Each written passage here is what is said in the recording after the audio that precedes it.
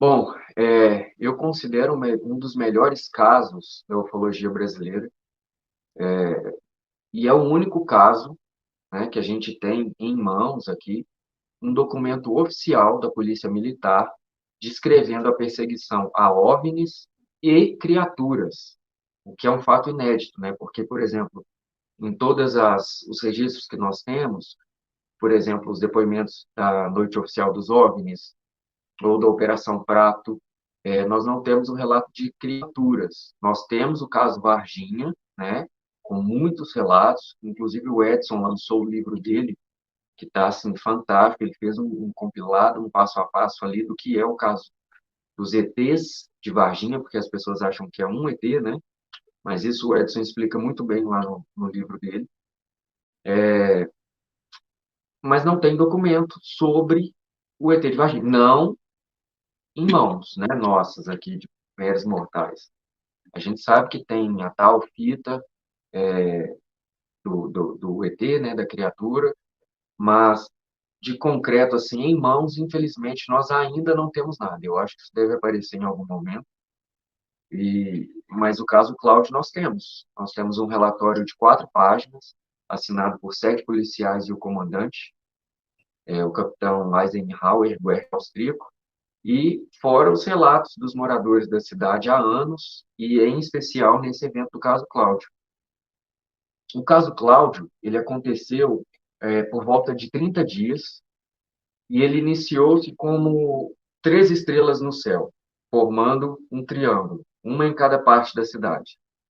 E os moradores perceberam que essas estrelas, né, essas bolas de luz, elas se movimentavam às vezes para baixo, às vezes para cima, e que elas piscavam de uma maneira não convencional para uma estrela. E aí os policiais disseram que eles iam com a viatura, e as pessoas começaram a acionar a polícia militar, e a polícia militar, dado o número de ligações, passou a dar uma atenção para o caso e foi para a zona rural, né, sem a luz da cidade, a poluição, para que pudesse enxergar melhor. E eles percebendo que essas estrelas piscavam, eles decidiram piscar com o farol da viatura. E eles eram respondidos. Se piscavam uma vez, piscava de volta uma vez. Piscavam duas, piscava duas de volta. E essas estrelas passaram a fazer evoluções no céu e eles passaram a observar isso. E tudo isso aconteceu em 2008. Nós já tínhamos uma certa tecnologia, né, assim, em termos de mídia portátil, câmeras digitais e tudo mais, mas mesmo assim não era de uma qualidade, da qualidade que nós temos hoje, né? Inclusive, se a gente pegar um excelente celular, se a gente fizer uma imagem noturna de algo em movimento, não vai ficar uma coisa legal, né? Então, por vezes as pessoas até tentam desconstruir esse argumento das provas que nós temos sobre esse, né? Porque nós temos as fotos, eu vou mostrar para vocês. Ah, mas essa foto não dá para ver nada. Não, realmente. Quem vem com aquela mentalidade de querer ver um disco voador, igual a gente vê no cinema, realmente não vai enxergar, né? Mas é óbvio, claro e constatado que tem um objeto no céu luminoso com um tamanho considerável. Segundo os policiais, tinha o tamanho de um micro-ônibus e o formato de um micro-ondas, meio charuto. Mas tem outros relatos em que eles eram redondos, né? Como se fosse uma bola mesmo. No relatório, eles dizem que começou o evento numa quarta-feira, que era jogo da seleção brasileira, não me recordo contra quem, e que, em determinado momento, a esposa do capitão foi até a sacada do prédio para tomar um ar e observou que tinha uma luz que descia como um raio sobre a igreja Nossa Senhora Aparecida, no bairro Bela Vista. E ela, do alto do prédio, vendo aquela cena, chamou o marido, e o marido constatou a cena. Descia, ficava lá em cima da igreja, mas não tocando a igreja, mas muito próximo, subia de volta. E ao redor dela tinham outras 2 esferas menores. Um dos policiais que eu entrevistei me disse que esses outros 2 objetos, eles voavam na horizontal. Então, um ia sentido Serra do Urufala e o outro ia sentido a Serra do Barão. E o maior ficava subindo e descendo. Não tem uma explicação. Então, por vezes, se alguém me perguntar qual o sentido disso, eu não sei. Eu não sei. Poderia, né, criar uma teoria aqui para poder explicar o que é, mas eu não sei. Então, o que eu trago com o meu documentário é essa evidência que todo mundo fala que não existe, né? Toda vez que a gente vai abordar o tema, a gente acaba sendo ridicularizado no meio científico, e muitas vezes o argumento é de que não existe evidências. Eu te pergunto, se fosse lavrado um documento pela Polícia Militar, um boletim de ocorrência como nós temos, mas a ocorrência fosse de um roubo, um furto, e fosse feito um relatório assinado por 7 policiais, o comandante e mais quatro testemunhas civis, a pessoa acusada de roubo, ela teria muita dificuldade de se livrar de uma prova dessas, né? Então, por que que, neste caso, em que os policiais, em 7 policiais, 3 fotografias, um relatório de 4 páginas, mais boletim de ocorrência, não é levado a sério? Enfim, no relatório, descreve a perseguição desses 2 seres no dia 20 de novembro. Eles dizem que eles tinham o tamanho aproximado de 90 centímetros e caminhavam sem tocar o chão. Eles flutuavam sobre o canavial cortado. Era um ser luminoso, mas que não iluminava. Ele não clareava ao redor, é como se a luz ficasse contida. E um dos policiais, vou te confidenciar isso, te dar um spoiler, ele disse que essa criatura ela era translúcida. Ele conseguia ver do outro lado. E ele usou como exemplo para a matéria que parecia ser feita, a criatura, o Gasparzinho, que tinha essa aparência fantasmagórica, mas que tinha a silhueta de uma criança com uma cabeça grande e ovalar. Bem a descrição do Gray mesmo. Mas essa luz contida não possibilitava ver olhos, boca, nariz, nem dedos, nem pés. Só os braços, pernas, tronco, pescoço curto e cabeça grande e ovalar. Isso aconteceu no dia 20 de novembro. E aí, dados outros episódios que tiveram de avistamentos também de criaturas como essa, eles têm os avistamentos das naves e de pequenas sondas ao longo de 30 dias. E um dos policiais, aliás, no relatório, diz que os policiais tiveram problemas emocionais após esse episódio e as viaturas problemas elétricos e mecânicos. Então, você percebe que é um caso que deixou muita pista, sabe? E tudo muito bem descrito nesse relatório de 4 páginas. Eu acredito que o caso Cláudio, quando for um pouco mais conhecido, ele tem tudo para se tornar um dos casos mais bem documentados da ufologia brasileira. Porque imagina se no caso Varginha, descobrem agora 3 fotografias autênticas sobre a criatura de Varginha. Ou se conseguem um relatório do Exército, né, que acompanhou, descrevendo todo o episódio com o ET. Documento oficial, porque esse documento a gente não pegou com um policial. O Edson conseguiu através do canal oficial da Polícia Militar, de transparência, foi enviado pelo e-mail deles os documentos para o Edson. Então, imagina se isso acontece com o caso Varginha, o estrondo que isso faria, né? Então, eu acredito muito no caso Cláudio. Um comentário aqui do Everaldo, né? Que ele falou aqui, por que os militares escondem isso? Tá aí o único Eles não caso do escondem. Brasil. Isso não está escondido. Eu gravei 4 policiais, esses 4 policiais falando tudo o que aconteceu. O policial que fez as fotografias, né? Essa é uma das fotografias. Isso. Essa é uma das fotografias. Essa outra aqui ficou um pouco mais distante, mas é essa daqui, ó. Que aqui dá para ver melhor. Essa outra aqui. O policial que fez essas fotografias, que é o Carlos Rabelo, ele está no documentário. Então não está escondido. Outros policiais, inclusive policial que está na ativa e perseguiu as criaturas, gravou com a gente para o documentário. Pois é, o único caso no Brasil que eu conheço que tem um registro oficial da Polícia Militar. Então tá aí, não tá escondido não. Sabe uma coisa que eu São achei... registros, né? Porque não é só um registro, não é só um policial, não é só um documento. São boletins de ocorrência, um relatório de 4 páginas e 3 fotografias.